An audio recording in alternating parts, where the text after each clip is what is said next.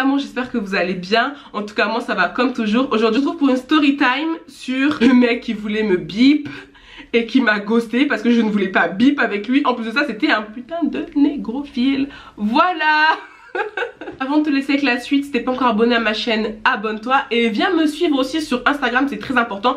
En ce moment j'essaye de faire la post-bad, de vous publier pas mal de photos et je suis très présente en story pour beaucoup plus de contenu que sur YouTube. Donc venez me suivre, je vous attends nombreux. Sans plus tarder, je vous laisse avec la suite de la story time. Alors il faut que je me coiffe en même temps de vous parler de cette histoire et je ne sais absolument pas quelle coiffure faire. Sur la tête j'ai une perruque qui me vient de chez Alivis Air. Je vais juste vous montrer la boîte à quoi elle ressemble. J'ai trouvé le packaging très classe. C'est une perruque de 22 pouces il me semble. Lace wig frontale. Ce que j'ai bien aimé c'est qu'en fait c'est une 13x6. Du coup l'arrêt elle va jusque super loin, genre jusque là, jusque le milieu de ma tête. C'est des body wave et en fait je trouvais que les boucles elles étaient assez belles. J'ai pas forcément envie de lisser les cheveux ou quoi que ce soit. De toute façon toutes les informations seront en barre d'infos hein, comme d'habitude. Et je viens juste de me rappeler de cette histoire et franchement là c'est que du bonus sur ma chaîne les gars. Croyez pas je vais faire que des story time, c'est juste là. Je manque d'inspiration pour mes girl talk, du coup je vais vous balancer quelques story time. Je sais que vous aimez ça, bande de commères. On va vous mettre dans le contexte déjà.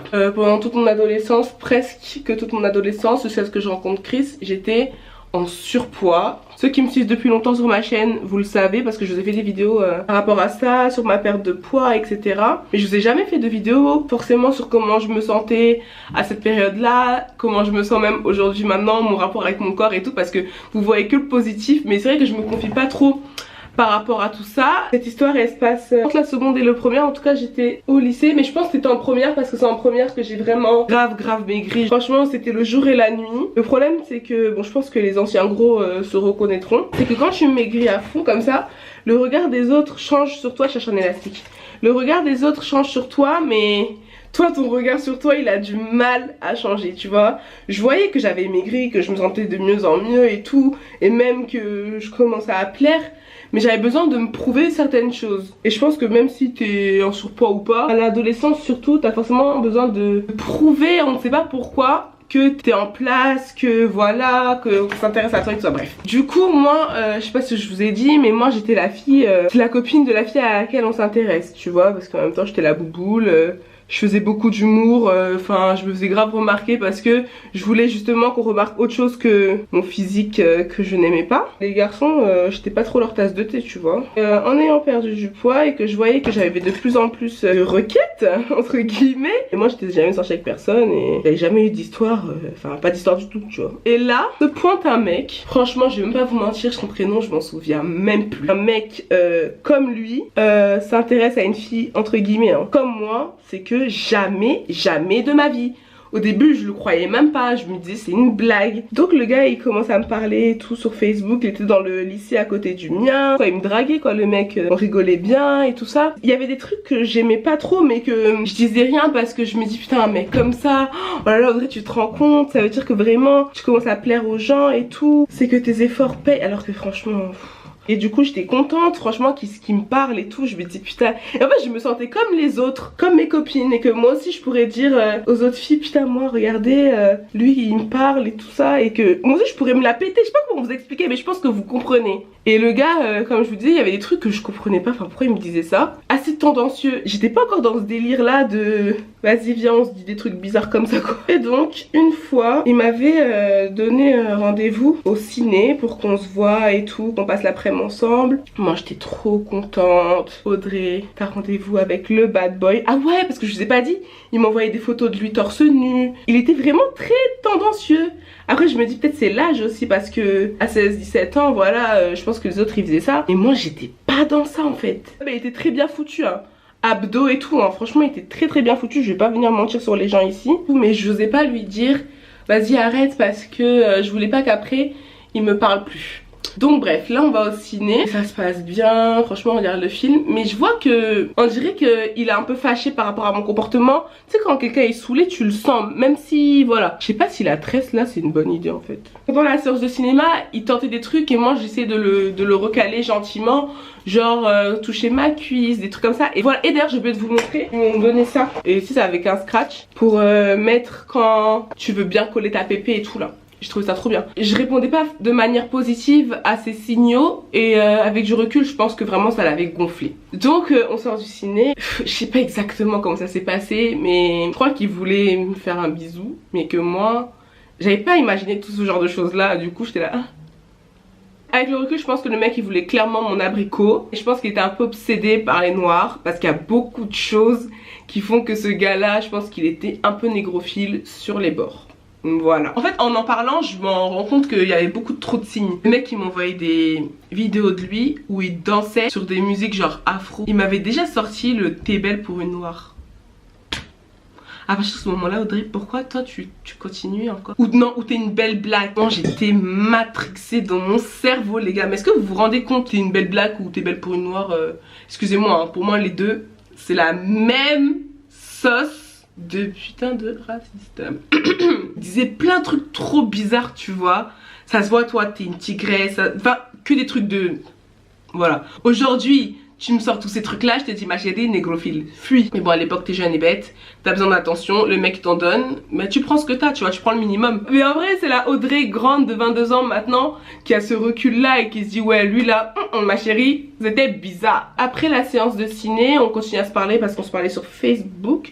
Mais je crois qu'on se parlait plus sur Facebook, maintenant on se parlait par message. Et donc on parlait comme d'habitude, il m'avait pas fait de reproches et tout. Et je pense qu'à ce moment là il se disait je vais un peu persévérer, elle fait la fille prude, mais en soi je sais que c'est une vraie chaudasse ou un truc comme ça parce que je pense qu'il m'avait grave catalogué alors que archi pas. D'ailleurs je sais pas d'où il basait ce genre d'idée là. Et on s'était donné rendez-vous pour qu'il passe l'après-midi chez moi, on regardait la télé. Un truc que tu fais entre ados tu vois normalement. Et moi j'avais dit à ma maman il y aura un ami à moi, il va juste venir, on va regarder la télé en bas, y a pas de soucis. Enfin, moi en tout cas j'informe ma mère quand c'est des gens qui vont venir à la maison et tout parce qu'en même temps c'est chez elle, c'est elle qui paye le loyer. Donc j'ai pas ramené les gens comme ça à la maison. Et puis c'est la fête, enfin ça se passe pas comme ça chez nous. Moi je me méfiais pas du tout de lui et j'avais l'impression que en fait l'attention qu'il m'apportait ça représentait énormément pour moi. Enfin je sais pas comment vous expliquer mais moi on m'avait jamais porté autant d'attention, en tout cas un homme, on va dire un garçon, ne m'avait jamais autant apporté d'attention dans ce sens là, de manière amoureuse. Enfin il était pas amoureux de moi mais tu comprends ce que je veux dire. En mode on te voit autrement que la bouboule qui fait grave rigoler et de qui on se fout. Du coup bah moi je prenais, j'étais trop contente. Par message, je sais pas comment vous dire mais j'avais l'impression que j'étais la fille la plus belle du monde vraiment. Après avec le recul je pense que voilà toutes les filles méritent même 10 fois ça. Mais voilà moi à ce moment là j'avais tellement jamais reçu ce genre d'attention que voilà j'étais trop contente. Je me disais putain trop bien, tout ce gars était trop beau, tout ça bref. Là on allait se voir tous les deux chez moi. On allait apprendre à encore plus se connaître parce qu'en soi avec le recul on n'apprenait pas à se connaître, c'était plutôt lui qui parlait de lui, il apprenait pas à me connaître en fait, il me demandait pas ce que j'aimais bien dans la vie, non c'était plutôt une relation superficielle et on s'était jamais dit ouais on sort ensemble ou rien du tout. J'avais déjà fait des tentatives, allez on va dire quasiment 3 mois 3 voire 4 mois que le mec il me chinait et que moi je lui donnais pas l'heure en fait, voilà. Pour vous dire la vérité, en fait j'avais trop des a priori sur lui. Au bout d'un moment je me suis dit attends, un mec comme ça, ok t'as l'impression qu'il est pas sérieux et tout, mais le mec ça fait des mois qu'il te court après entre guillemets, en tout cas par message parce qu'en soi il a jamais rien prouvé en vrai, c'est que vraiment le mec il veut du sérieux avec toi, enfin le mec il te kiffe. J'avais fini par entre guillemets céder, c'est pour ça qu'on était partis ciné ensemble et moi j'avais commencé à y croire un petit peu tu vois, bah normal, enfin je pense que toutes les filles à cet âge là on avait commencé à se dire en fait le mec il me kiffe vraiment. Donc vient le jour où il devait passer quelques heures chez moi l'après-midi pour qu'on chill un peu et tout ça. Le gars arrive et tout se passe bien, on est là, on regarde la télé, machin, on se taquine, on rigole. Arrive un moment où le gars il fait des tentatives de rapprochement à base de je veux t'embrasser quoi. Toi et moi on aura un échange buccal ma cocotte. Eh, je me suis pas améliorée pour les boucles franchement. Dites-moi la vérité maintenant. Je me suis trop améliorée, vas-y. Je suis devenue quelqu'un. Enfin les premières fois où le mec il essayait, je faisais des petites esquives tu vois. Parce que je me sentais pas prête. À faire des trucs comme ça, j'étais pas prête. Comment vous dire que moi. Après il y en a qui vont dire Audrey franchement faire un bisou à un mec c'est pas un truc de ouf quoi. Arrête de faire ta prude. Frère t'avais 16 ans ou bien 17 ans je sais plus. Enfin voilà. Au bout d'un moment fais-lui un bisou et puis on en parle plus. Surtout que tu dis que tu l'aimes bien, je sais pas pourquoi tu fais la meuf.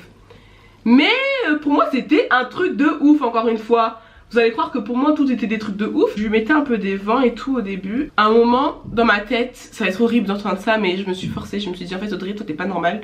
Enfin le mec il est là, il te démontre tout. Enfin, au bout d'un moment jette-toi à l'eau. J'avais peur de trop le vexer, qu'il se casse et que voilà j'ai plus cette attention là et que je passe pour une fille vraiment trop chiante. Et avec le recul je me dis mais Audrey, tu veux pas faire quelque chose, tu fais pas. Au bout d'un moment, je me suis entre guillemets laissé faire. Et il m'a fait un bisou. Je crois qu'on s'est même pas embrassé, genre... Je sentais que le mec il voulait commencer à me monter dessus. Je sais pas comment vous expliquer, mais il voulait s'accoupler avec moi. J'étais là genre...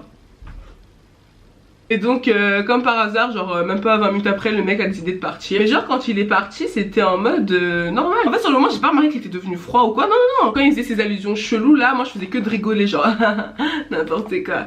Et je pense qu'il s'est dit ouais celle-là c'est une vraie petite pucelle. Je pourrais rien en tirer. Donc tu sais quoi, c'est mieux je me casse. Donc le mec il est parti. Vous allez rigoler. Moi déjà dans ma tête je me disais c'est bon, là on est en couple, j'ai un mec et tout. Enfin là on s'est fait un bisou, enfin je suis désolée pour moi, on est en couple, on est limite mariés. Mais dans sa tête au gars, c'était pas du tout ça. Du moment où il est venu chez moi, où on s'est fait notre bisou, à 2 jours ou 3 jours après, le gars on sait pas ce qui s'est passé. Déjà il a arrêté de me parler. Voilà, du jour au lendemain le gars a arrêté de me parler. Genre je n'existais plus, j'avais plus d'attention, plus rien. Alors que moi dans ma tête c'était la fiesta, je croyais qu'on était en couple. Le mec à partir du moment où voilà il a eu entre guillemets pas ce qu'il voulait parce qu'il voulait plus mais voilà quelque chose de moi, et ben il m'a ghosté tout simplement. Et au bout du 3e jour on va dire, il m'a dit que c'était terminé, qu'il voulait plus être avec moi et que voilà fin quoi. Et ben vous allez pas me croire mais je peux vous dire que ça m'a fait mal. Une relation de 2 jours là, hein. Chagrin d'amour les gars, direct boum, j'ai pleuré. Mon amie Jen c'est passe par là, bon ça m'étonnerait parce que on se donne plus l'heure. Elle a vraiment été là pour moi à ce moment là et j'ai pleuré. Quand je vous dis que j'ai chialé comme si c'était Chris qui m'avait quitté aujourd'hui au bout de 5 ans de relation quoi. Comment il a osé me faire ça?